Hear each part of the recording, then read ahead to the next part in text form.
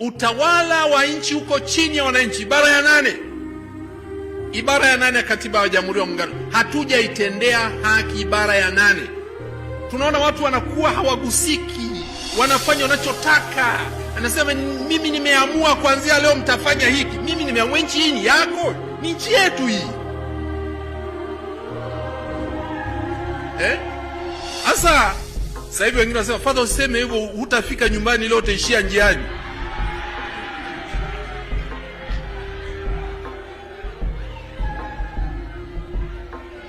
Wamesema nitafika, wapo watakao nilinda.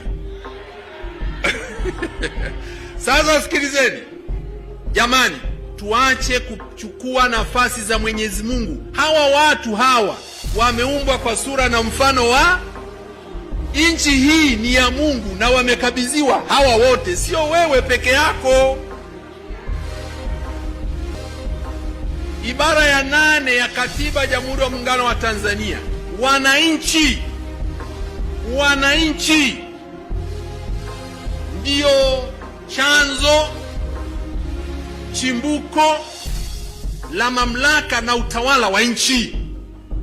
Serikali inawajibika kwa wananchi, wale walio madarakani wanawajibika kwa wananchi. Mnapomfanya mkubwa yote kuwa Mungu, mnaua nchi yenu. Mungu ni mmoja tu.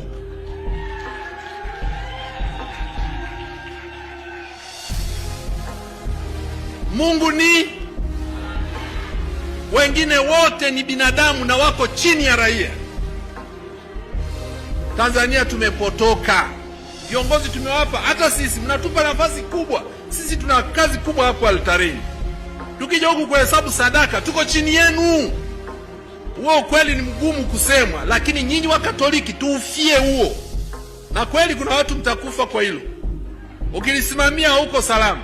Kwa sababu unapozuia watu kwenda juu wanakotaka, watu wakubali kutawaliwa na sheria. Nchi hii utawala wa sheria umeshuka. Utawala wa nchi utawala wa sheria. Nchi inaongozwa na sheria, sio na mtu.